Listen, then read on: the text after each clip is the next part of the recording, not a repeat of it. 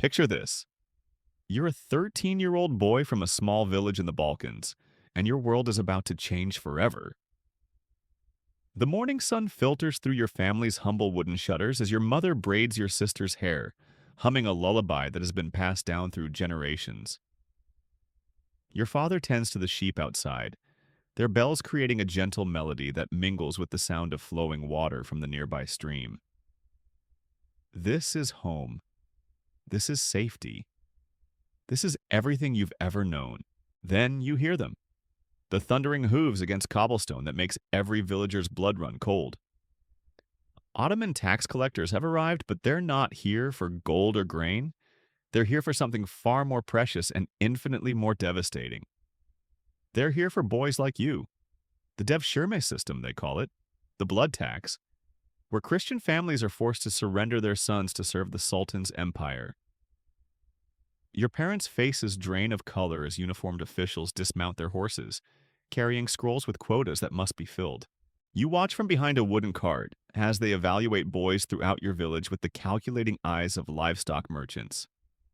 They check teeth, examine muscle tone, and assess intelligence with questions designed to reveal potential.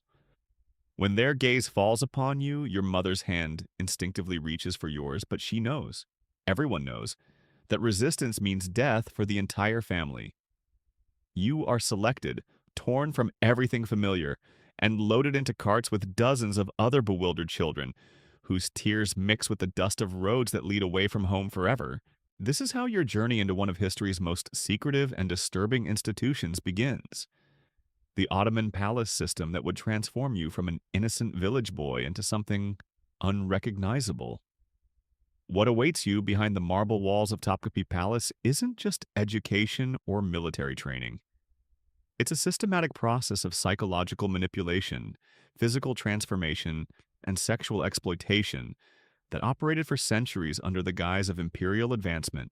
Before diving into these forgotten truths about power and vulnerability in the Ottoman court, if you enjoy learning about the hidden realities of history, consider hitting that like button and subscribing for more content like this. Please comment below to let me know where you're listening from. I find it incredible that we're exploring these complex historical truths together from different parts of the world, connected across time and space by our shared curiosity about the past. The palace walls that would become your prison rise before you like something from a dream, or perhaps a nightmare. Topkapı Palace sprawls across 7 hills overlooking the Bosphorus, its countless chambers and courtyards designed to house the most powerful court in the Islamic world. But for boys like you, these magnificent structures represent something far more sinister than architectural achievement. They represent the systematic machinery of exploitation disguised as opportunity. You're herded through massive gates alongside hundreds of other captured children, all bearing the same expression of confused terror. The palace officials who receive you speak in hushed, efficient tones as they sort their human cargo into different categories. The most physically impressive boys are marked for military training in the Janissary Corps. Others deemed suitable for administrative work are directed toward educational programs. But you and the boys deemed most beautiful are set aside for something else entirely. The selection process is humiliating and thorough. Palace physicians examine your body with clinical detachment, noting your height, the clarity of your skin, the symmetry of your features. They check your teeth like horse traders, test your reflexes, and evaluate your capacity for learning through simple questions about numbers and letters. But there's something else they're assessing, something that makes your skin crawl even though you don't fully understand it yet. They're evaluating your potential for beauty, for grace, for the kind of aesthetic appeal that will serve purposes you're too young to comprehend. You're assigned to the 3rd courtyard of the palace, the most restricted area where the Sultan's private quarters are located. This isn't an honor, though the officials present it as such. It's a sentence. You're told you've been chosen for the palace school, the Enderun, where you'll receive the finest education available in the Ottoman Empire. What they don't tell you is that this education comes with a price that extends far beyond academic rigor. Your new home is a dormitory within the palace walls, a long chamber lined with narrow beds where dozens of boys sleep fitfully, many crying softly into their pillows for mothers they'll never see again. The older students, those who've been here for years, watch the newcomers with expressions that blend sympathy with something darker. They've learned to survive in this place, but survival has required them to become something other than what they were. The transformation begins immediately. You're stripped of your Christian name and given a new one, something more suitable for Ottoman court life. Your clothes are replaced with silk robes that feel foreign against your skin. Your hair is cut and styled according to palace fashion. Most significantly, you're told that your former faith is now forbidden, that you must convert to Islam not just in name, but in practice and belief. The ceremony is conducted with great pomp, as if this forced conversion represents a privilege rather than the systematic erasure of your identity. But the real education, the one that will haunt you for the rest of your life, begins in the weeks that follow. You learn that the palace operates according to a complex hierarchy where advancement depends not just on intelligence or skill, but on your ability to please your superiors in ways that no child should ever have to learn. The older students explain this reality in whispered conversations after the lights are extinguished, their voices carrying warnings wrapped in resignation. The most beautiful boys, they tell you, are selected for special attention from palace officials and visiting dignitaries. This attention begins with small requests.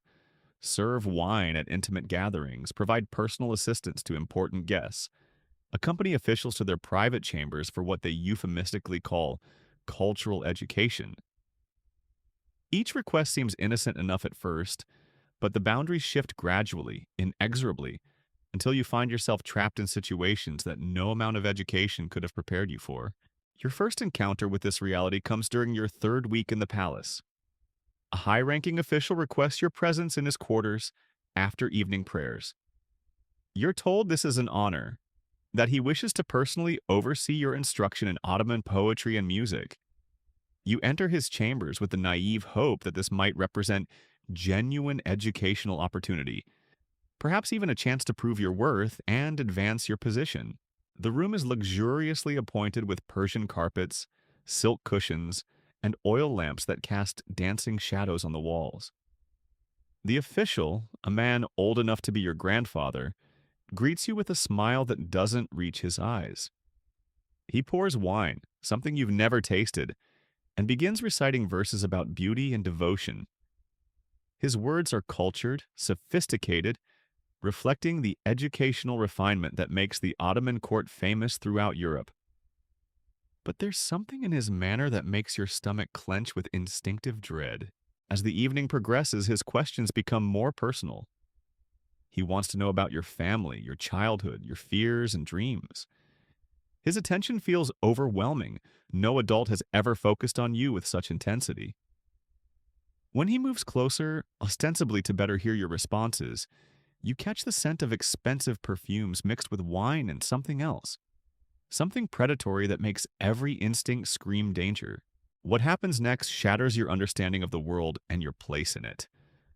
The cultural education becomes something else entirely, something that leaves you confused, ashamed, and fundamentally changed. You return to the dormitory in the early hours of morning, your clothes disheveled, your spirit broken in ways you don't yet have words to describe.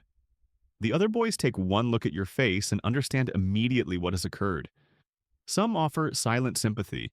Others turn away, perhaps relieved that they weren't chosen instead. This becomes your new reality. A world where education and exploitation intertwine so completely that it becomes impossible to separate learning from abuse.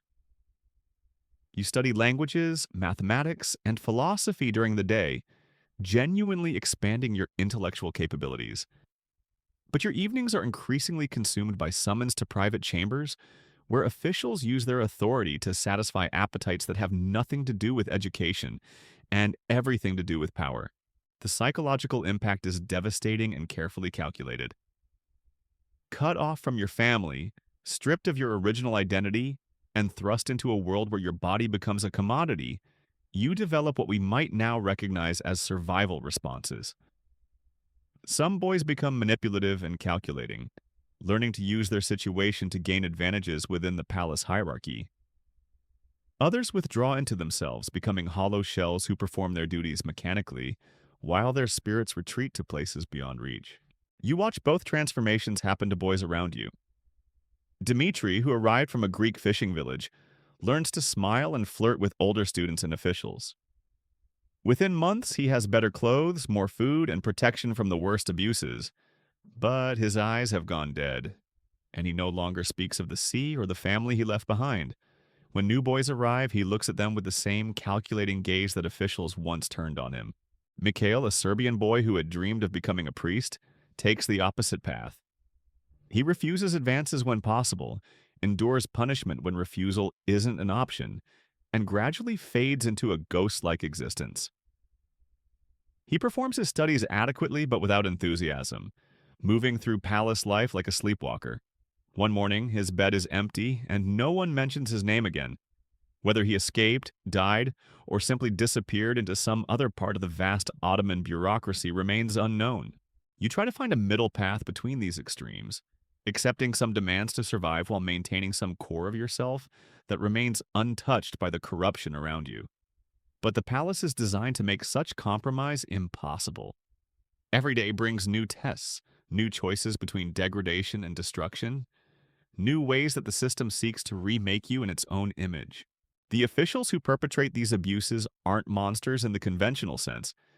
They're educated, cultured men who write poetry, engage in sophisticated theological discussions, and consider themselves exemplars of Ottoman civilization. This makes their behavior even more disturbing.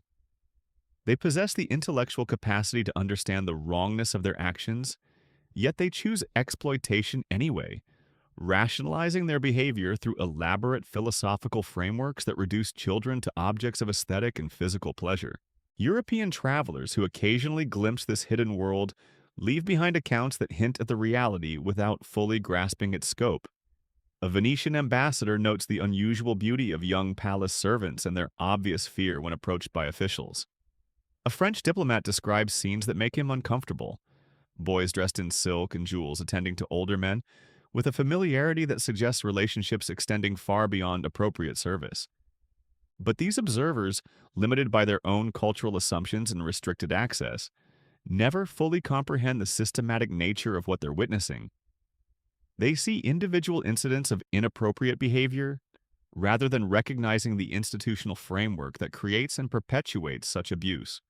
The palace's careful presentation of these relationships as educational or cultural exchanges successfully obscures the reality from outsiders who might otherwise raise uncomfortable questions. As months turn into years, you realize that escape isn't just physically impossible, it's psychologically unthinkable. The palace has become your world, its hierarchies and expectations the only reality you fully understand. Your original language fades from disuse, replaced by Ottoman Turkish. Your memories of home grow dim, overshadowed by the immediate demands of survival in your current environment. Most disturbingly, you begin to accept the palace's logic, that your beauty and youth are resources to be traded for protection and advancement, that physical submission is the price of psychological survival. This acceptance doesn't come easily or completely. Part of you continues to resist, to remember the boy who once herded sheep in mountain valleys and dreamed of adventures beyond his village. But that part grows smaller and quieter with each passing day, overwhelmed by the practical necessities of navigating a world where your humanity is secondary to your usefulness as an object of desire and control. The most insidious aspect of your situation is how the palace system transforms victims into perpetrators. Older students who have survived their own abuse often become enforcers of the same system that damaged them. They identify promising newcomers, groom them for officials' attention, and participate in the ongoing cycle of exploitation. Not because they're evil, but because they've learned that the only alternative to being prey is becoming predator. You're approaching that terrible choice yourself. As you grow older and more experienced in palace ways, younger boys look to you for guidance and protection, just as you once looked to older students.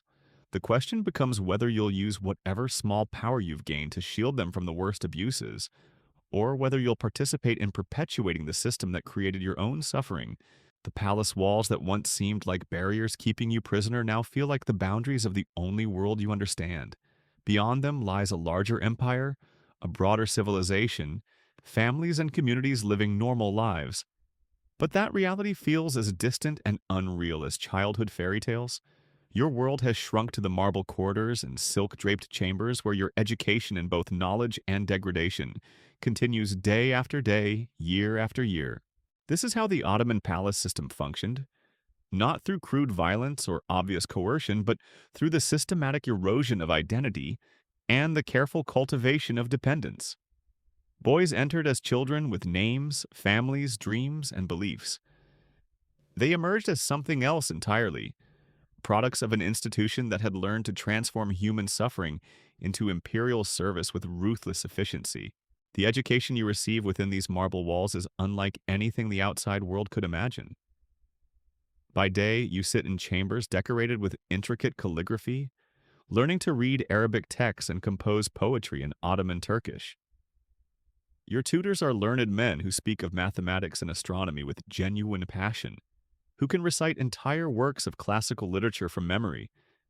But these same men who expand your intellectual horizons during daylight hours become something entirely different when darkness falls. Your artistic training becomes particularly twisted. You learn to play the oud and sing classical Ottoman songs, but these skills aren't developed for their own sake. They're tools to make you more appealing, more entertaining for the private gatherings where palace officials indulge their darkest appetites.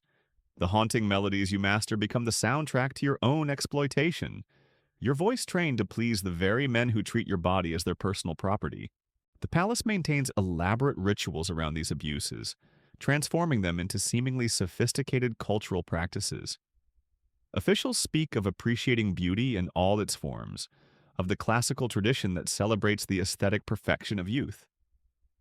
They quote Persian poets who wrote about love between older men and beautiful boys, using literary tradition to justify acts that destroy the children subjected to them.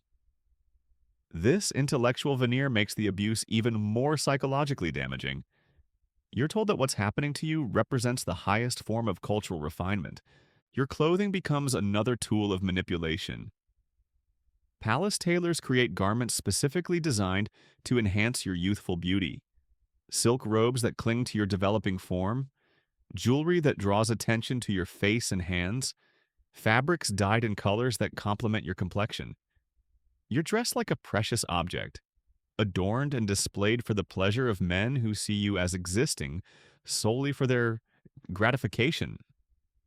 The irony isn't lost on you that these beautiful clothes, which might have made you feel special under different circumstances, now feel like chains binding you to a role you never chose. The bathhouse becomes a place of particular vulnerability.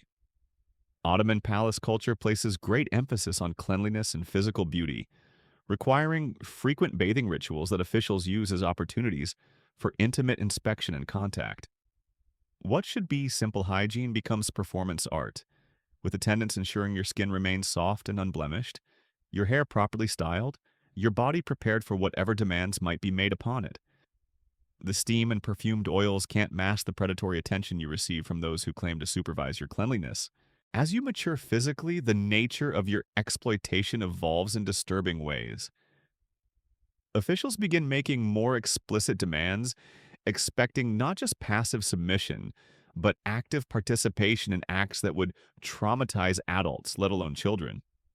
They frame these expectations as advanced lessons in palace protocol, as if degradation were simply another subject to master alongside literature and music. Your teachers speak of the honor of serving the empire's most important men, of the privilege of intimate access to power, all while systematically destroying your capacity for normal human relationships.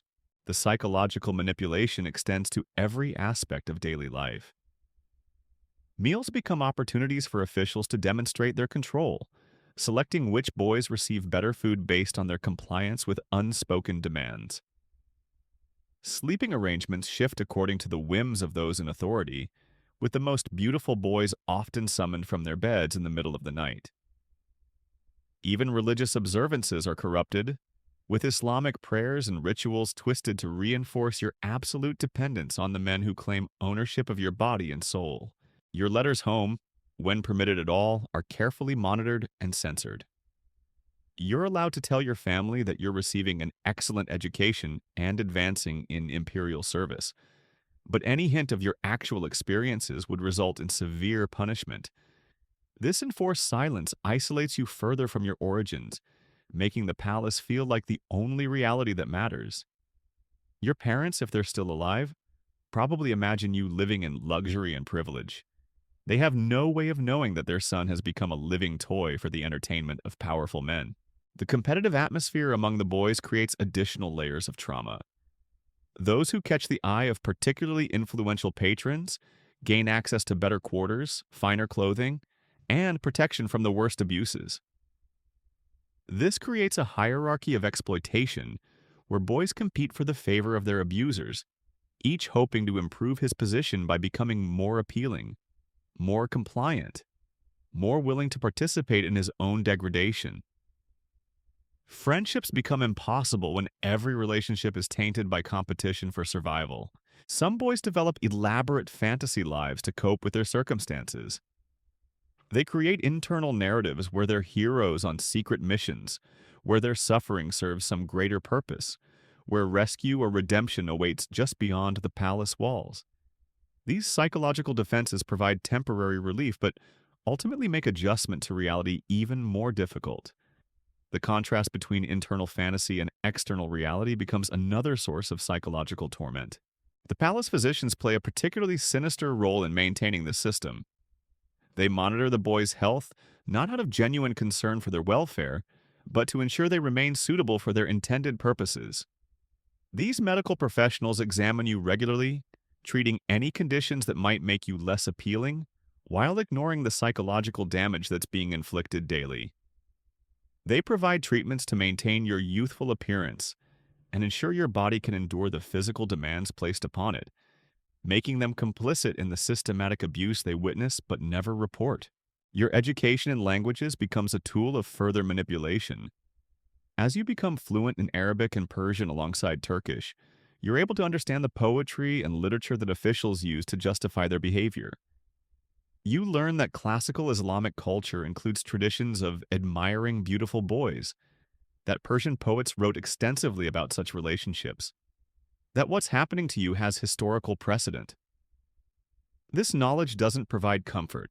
Instead, it makes you realize that your suffering is part of a cultural pattern stretching back centuries.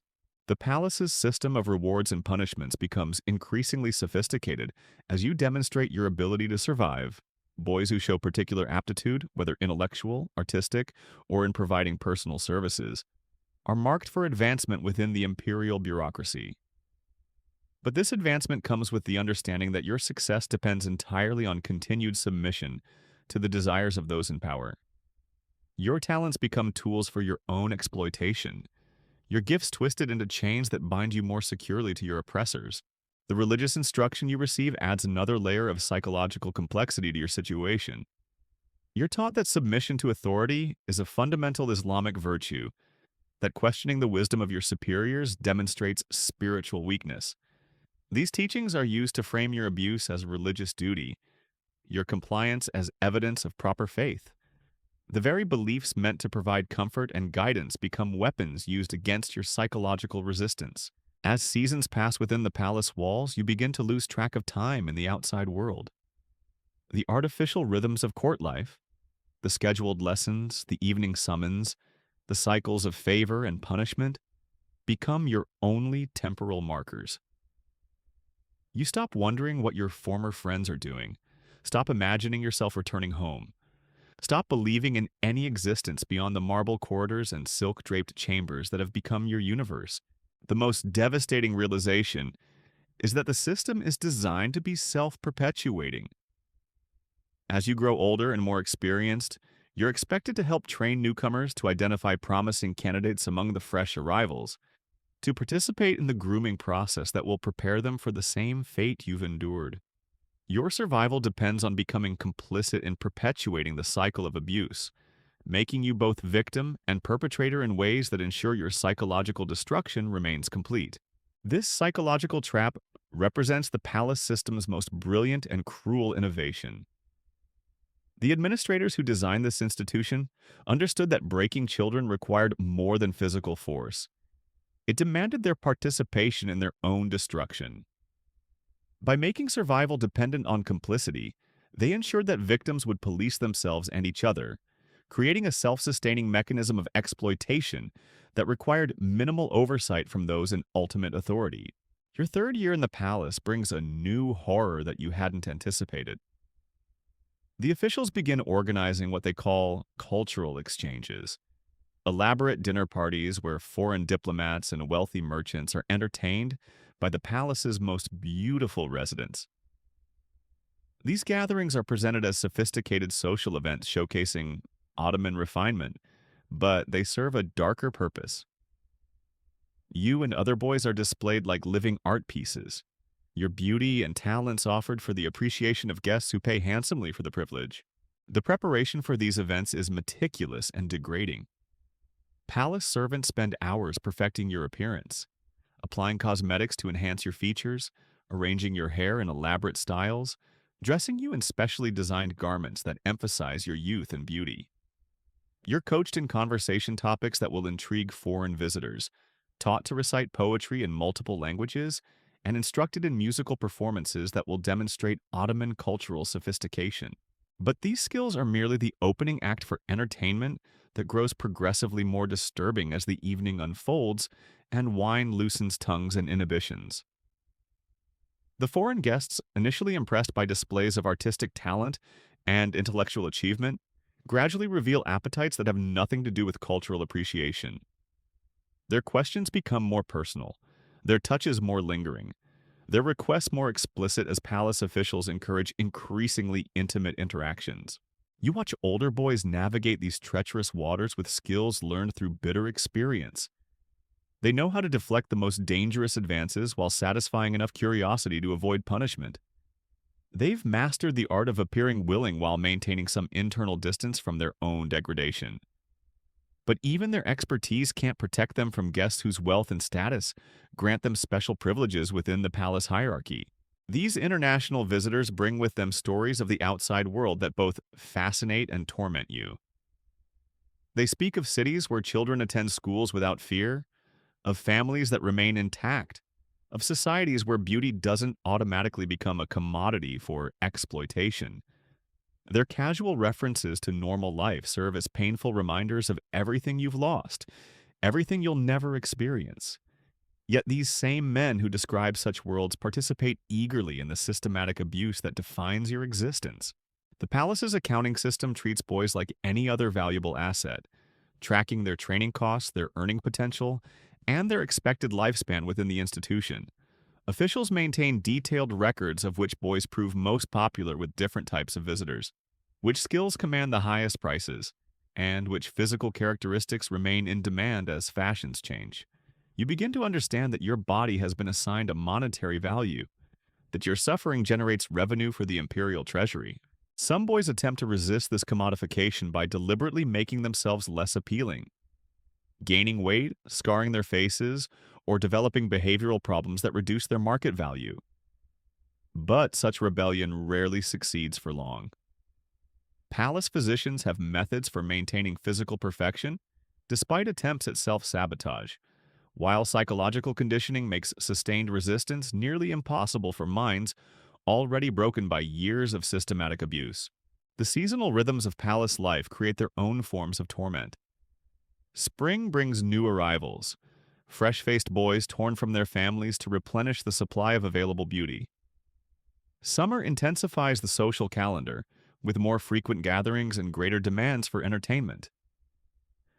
Autumn sees the departure of those who've aged beyond usefulness, sent to distant provinces or simply disappearing from palace records. Winter provides brief respite from some activities, but the confined quarters make escape from unwanted attention even more difficult. Your fourth year marks a turning point in your psychological development. The constant stress and trauma have fundamentally altered your brain chemistry in ways that medieval medicine couldn't understand, but modern neuroscience recognizes as profound damage. Your capacity for trust has been destroyed, your ability to form healthy relationships permanently impaired. You experience what we would now call dissociative episodes, periods where you seem to float outside your own body, observing your abuse as if it were happening to someone else. The palace's medical staff notes these changes with clinical interest rather than concern. They document symptoms of what they call nervous disorders, trembling hands, disrupted sleep, periods of uncontrollable weeping or laughter. But their interventions focus on maintaining your utility rather than addressing your suffering. They provide substances to calm your nerves before important performances, stimulants to maintain your energy during demanding periods, and various treatments designed to preserve your physical beauty, despite the psychological deterioration they witness daily. Your relationships with other boys become increasingly complex and painful. The shared trauma should create bonds of mutual support, but the competitive environment makes genuine friendship nearly impossible. Every boy represents both a potential ally and a rival for limited protection and privileges. You learn to read micro-expressions and body language with survival-level intensity, constantly assessing who might be trusted, who poses a threat, and who has gained or lost favor with those in authority. The older residents who've survived longest in the palace develop their own methods of psychological preservation. Some retreat into elaborate internal worlds where they maintain fantasy identities unconnected to their physical circumstances. Others adopt a cynical philosophy that treats their situation as an elaborate game, where victory means extracting maximum advantage from minimal agency. A few achieve a kind of dissociative numbness that allows them to endure any experience without apparent emotional impact. You try each of these coping strategies at different times, but none provides lasting relief from the fundamental horror of your situation. The fantasy worlds crumble when confronted with brutal reality. The cynical game-playing requires energy you often lack. The emotional numbness, while protective, also cuts you off from any positive experiences that might make survival worthwhile. You find yourself cycling between different defensive postures, never finding one that offers complete protection from the psychological assault of daily life. The palace's architectural design reinforces your imprisonment in subtle but powerful ways. The maze-like layout makes navigation difficult without intimate familiarity, discouraging escape attempts by boys who might become lost in corridors that all look similar. The placement of guards and surveillance points ensures that private conversations remain nearly impossible. Even the decoration serves psychological purposes. Beautiful mosaics and calligraphy create an atmosphere of refinement that makes the abuse seem somehow more acceptable, more civilized than crude violence. Your education continues throughout these ordeals, creating a bizarre juxtaposition between intellectual development and psychological destruction. You master complex mathematical concepts while learning to endure physical violation. You memorize classical poetry while developing survival skills no child should need. Your mind expands in some directions while contracting in others, creating a fractured consciousness that struggles to integrate learning with experience. The palace's system of internal communication operates through coded language and subtle signals that take years to fully understand. A particular arrangement of objects in common areas might indicate which boys are summoned for evening duties. Specific musical phrases during lessons could convey warnings about dangerous officials or opportunities for minor rebellions. The servants develop their own networks of information sharing that operate beneath the awareness of those in authority, creating underground rivers of intelligence that occasionally benefit the boys they're meant to control. Some officials take particular pleasure in corrupting boys who show strong religious faith or moral convictions. They view the destruction of innocence as an art form, competing to see who can most thoroughly transform idealistic children into compliant instruments of pleasure. These men often possess genuine theological knowledge, using scriptural interpretation and religious philosophy to justify their actions and confuse boys who once found comfort in faith. The systematic corruption of belief becomes another tool of control, removing spiritual resources that might otherwise provide psychological refuge. Your 5th year brings awareness that your time as a favored plaything is approaching its end. Palace preferences tend toward extreme youth, and boys who survive long enough to show signs of physical maturity face uncertain futures. Some transition to administrative roles within the imperial bureaucracy, their intimate knowledge of palace operations, making them valuable but dangerous employees. Others are assigned to distant provinces where their silence about court secrets can be more easily maintained. A few simply vanish from palace records, their fate unrecorded and unmourned. The approaching transition fills you with conflicting emotions. Part of you desperately wants to escape the cycle of abuse that has defined your existence for years. But another part fears the unknown. You've spent so long within palace walls that the outside world feels foreign and threatening. Your identity has become so intertwined with your role as a beautiful object that you struggle to imagine existing any other way. The palace has succeeded in making you dependent not just physically but psychologically on the very system that destroys you. The training of your potential replacements becomes a daily reminder of your diminishing value. You watch new arrivals go through the same process of breaking and reconstruction that you endured, but now you see it from the perspective of someone who survived, rather than someone experiencing it for the first time. This shift in viewpoint is both horrifying and oddly comforting. Horrifying because you understand exactly what these children will endure. Comforting because their presence means you're no longer the most vulnerable person in your environment. Your dreams, when sleep comes at all, blend memories of home with palace experiences in ways that make waking a relief rather than a burden. You dream of your mother's face, but she speaks in Ottoman Turkish and wears palace robes. You dream of running through mountain meadows, but the grass transforms into silk carpets and the sky becomes a painted ceiling. Even your unconscious mind has been colonized by the institution that claimed your childhood, making true psychological escape impossible even in sleep. The realization that this system has operated for centuries, consuming thousands of boys like you, adds a dimension of cosmic horror to your individual suffering. You're not unique. You're simply the latest in an endless procession of children who've been processed through this machine of exploitation and degradation. Your pain isn't special or meaningful. It's routine, predictable, part of a well-established pattern that will continue long after you're gone. This knowledge destroys any remaining illusions about the significance of your individual struggle for survival and dignity. Yet somehow, even in this manufactured hell, fragments of humanity persist. A shared glance of understanding between boys facing similar ordeals. A moment of genuine laughter during a brief respite from surveillance.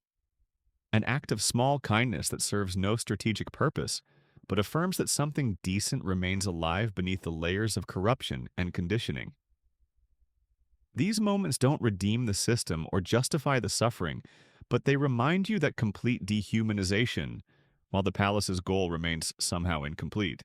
The marble halls echo with the footsteps of countless boys who walked these same paths before you, each carrying his own burden of stolen childhood and manufactured shame. Their ghosts seem to whisper warnings and encouragements in languages you're forbidden to speak, reminding you that survival itself becomes a form of resistance when the alternative is the complete erasure of everything you once were. In choosing to continue existing, even in this corrupted form, you maintain some connection to the boy who once herded sheep in mountain valleys and believed the world held possibilities beyond his wildest dreams. As the sun sets on your 6th year within these walls, you face a truth that chills your very soul. You have become what you once feared most. The cycle of abuse has completed its revolution, and you find yourself in the position of those who once terrorized you. New boys arrive with the same wide-eyed terror you once carried, and palace officials expect you to help prepare them for their fate. Your survival now depends not just on enduring abuse, but on facilitating it for others. The moral weight of this realization threatens to crush what remains of your sanity. You remember the older boys who first guided you through palace protocols, who taught you how to please officials and avoid the worst punishments. At the time, you saw them as mentors, protectors who helped you navigate an impossible situation. Now, you understand they were simply links in an endless chain of victimization, survivors who perpetrated the very crimes that had destroyed their own innocence. You're assigned to mentor a boy named Stefan, barely 12 years old, torn from a Serbian mountain village that reminds you painfully of your own origins. His eyes hold the same desperate hope you once carried, the belief that if he's good enough, compliant enough, perfect enough, somehow this nightmare will end and he'll return home. You know with crushing certainty that this hope will be systematically destroyed, just as yours was, and that you'll be one of the instruments of its destruction. The first time you explain palace protocols to Stefan, your voice sounds foreign to your own ears. You hear yourself using the same euphemisms, the same careful language that once confused and terrified you. You tell him about special duties and private instruction, about the importance of pleasing important officials and the rewards that come from exceptional service. The words taste like ash in your mouth, but you speak them anyway because refusal would mean punishment for both of you. Stefan looks at you with trust and gratitude, seeing in your survival proof that endurance is possible. He doesn't understand that survival in this place requires the systematic destruction of everything that makes survival worthwhile. He can't see that you've paid for your continued existence with pieces of your soul, that each day you remain alive costs you more of whatever you once were. His faith in you becomes another burden to carry, another source of guilt in a life already drowning in shame. The palace officials watch your mentoring with approval, noting how effectively you've internalized their lessons. They praise your ability to ease new arrivals into palace life, to reduce the initial resistance that makes training more difficult. Your success in this role marks you as particularly valuable, a broken boy who can help break others, a survivor whose very existence serves as propaganda for the system's benevolence. You realize with horror that your endurance has become a tool of oppression, that your refusal to die has made you complicit in crimes against innocence. The other survivors watch you struggle with this moral complexity, some with sympathy, others with the cold calculation of those who've already made their peace with compromise. Dmitri, now 17 and possessed of a beauty that commands premium prices at private gatherings, no longer pretends to feel guilt about his role in grooming newcomers. He's learned to view the palace as a business, himself as valuable merchandise, and the new boys as inventory to be processed efficiently. You're still fighting it, he tells you one evening, after watching you hesitate during Stefan's instruction. Still pretending you have choices. The sooner you accept that we're all just pieces in their game, the easier it becomes. His words carry the weight of years spent surrendering to reality, of a mind that's found peace through the complete abandonment of moral responsibility. He's achieved a kind of freedom through total submission, but it's the freedom of the dead. You try to find middle ground between Dimitri's cynical acceptance and the paralyzing guilt that threatens to destroy you. You tell yourself that helping new boys adjust quickly will spare them the worst punishments, that your guidance prevents greater suffering even as it facilitates lesser horrors. But these rationalizations feel hollow when you see the light slowly fade from Stefan's eyes as he learns what his beauty will cost him, when you watch him develop the same haunted expression that marks all palace survivors. The religious instruction you receive takes on new dimensions as your role evolves. Palace clerics speak eloquently about the spiritual benefits of submission, about how surrendering individual will to higher authority purifies the soul and brings one closer to divine truth. They use Islamic concepts of surrender and obedience to frame your situation as a form of worship, your compliance as evidence of spiritual advancement. The corruption of sacred ideas becomes another tool of control, making resistance seem not just futile but sinful. You begin to understand how the palace system has perfected itself over centuries of operation. Every potential source of resistance has been identified and neutralized. Family connections are severed through distance and forbidden communication. Religious faith is corrupted and weaponized. Peer relationships are poisoned by competition and mistrust. Even the survivor's own conscience becomes an enemy, turned against itself through forced complicity in perpetuating the cycle of abuse. The system's architects understood that the most effective prison is one where the inmates police themselves. The seasonal rhythms continue their relentless cycle, spring bringing fresh victims, summer intensifying the social calendar of exploitation, autumn claiming those who've aged beyond usefulness, winter providing brief respite in quarters that feel more like tombs than shelter.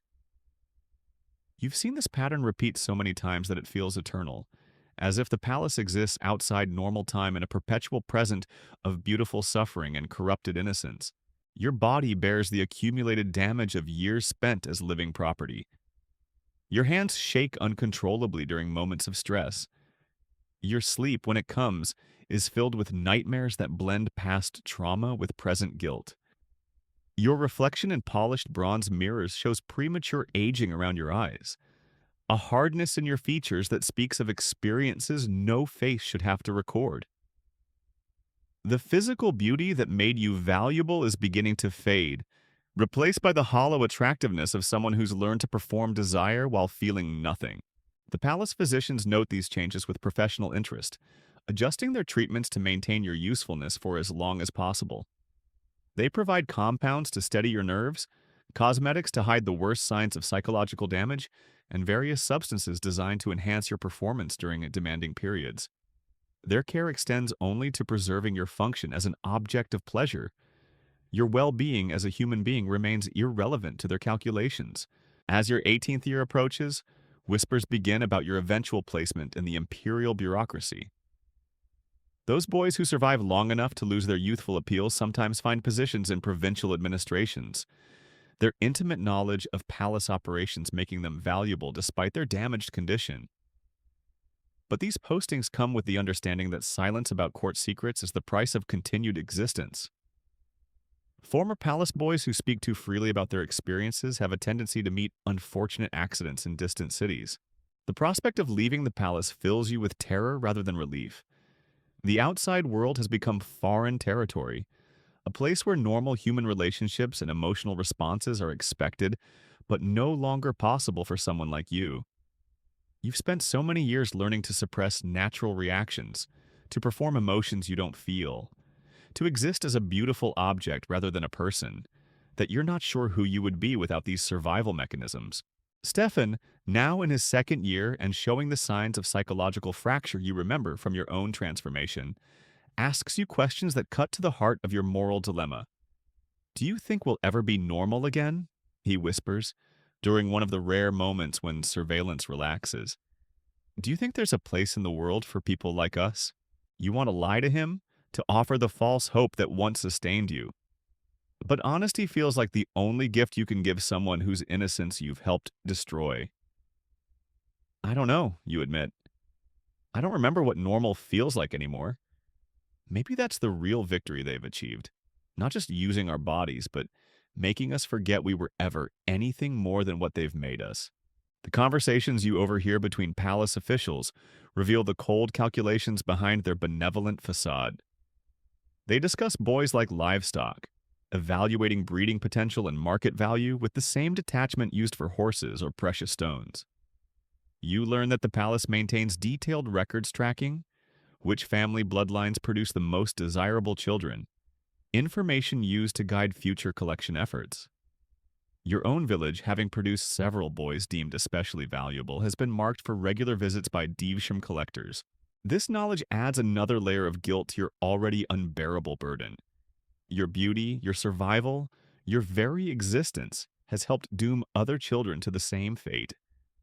The collectors who will visit your homeland carry information about what makes boys like you so prized, knowledge that will help them identify and claim the next generation of victims. Your endurance has become a form of betrayal, your continued breathing a crime against every child who will follow in your footsteps. The palace's internal economy operates according to principles that reduce human beings to their component utilities.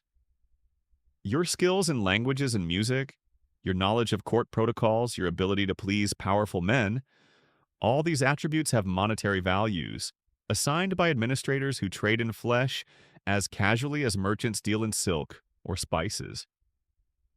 You've become a portfolio of assets, each carefully cultivated and maintained to maximize return on the empire's investment in your training and conditioning.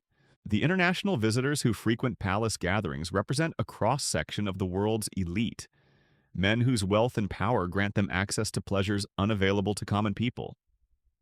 They arrive from Venice and Vienna, from Cairo and Damascus, from Moscow and Madrid, united by appetites that transcend religious and cultural boundaries.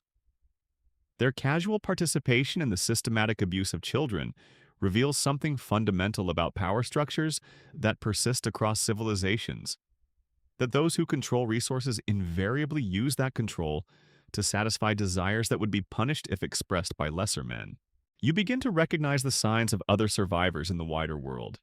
Servants in foreign embassies who flinch at unexpected touches.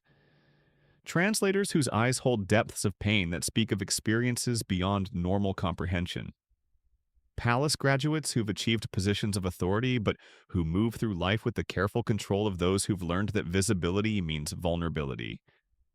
The network of the damaged extends throughout the Ottoman Empire and beyond, a hidden society of those who've paid similar prices for survival in systems designed to consume innocence. The realization that your suffering isn't unique or even unusual provides no comfort. Instead, it reveals the scope of institutional evil that operates behind the facade of civilization. The palace system represents just one node in a vast network of exploitation, one carefully refined method among many for converting human vulnerability into power and pleasure for those already possessing both in abundance. Your individual tragedy becomes part of a larger pattern so extensive that resistance seems not just futile but meaningless. Yet in your darkest moments, when the weight of complicity threatens to crush whatever remains of your conscience, you sometimes catch glimpses of something that might be called hope. A shared moment of genuine connection with another survivor, a small act of kindness that serves no strategic purpose, a memory of your mother's face that remains uncorrupted by palace conditioning. These fragments suggest that complete dehumanization, while the system's goal remains somehow incomplete. The boy who once ran laughing through mountain meadows still exists somewhere within the damaged young man you've become. Buried beneath layers of conditioning and trauma, hidden behind masks of performance and submission, that original self persists as a tiny flame that refuses to be entirely extinguished. Your survival, corrupted though it may be, keeps that flame alive, and perhaps that's enough. Perhaps the mere fact of your continued existence, however compromised, represents a victory that the palace's architects never intended to allow. The marble halls that have witnessed centuries of beautiful suffering will continue their function long after you're gone, processing new generations of stolen children into instruments of imperial pleasure. But they will do so knowing that their victims, however broken, however complicit, however far from their original selves, retain some spark of the humanity they were meant to destroy. In the end, that spark, fragile, hidden, nearly extinguished but somehow persistent, may be the only victory possible in a world where power and innocence can never coexist peacefully. Your story ends not with rescue or redemption, but with the terrible knowledge that survival itself has become a form of resistance. Every day you continue to breathe is a day the system hasn't achieved its ultimate goal of complete erasure. Every moment of genuine feeling that breaks through your protective numbness is proof that the machine designed to process children into objects has suffered a malfunction, however small. This isn't the ending you dreamed of as a boy watching sheep in mountain valleys, but it's the only ending available to someone who's traveled the path you've walked. The gates of Topkapı Palace still stand today, transformed from instruments of imprisonment into tourist attractions where visitors admire architectural beauty while remaining ignorant of the human cost that created it. The marble corridors echo with different footsteps now, but they remember the sound of bare feet belonging to children who never chose to enter. Their ghosts walk those halls still, as eternal witnesses to truths too disturbing for history books to acknowledge, too human to be completely forgotten by time.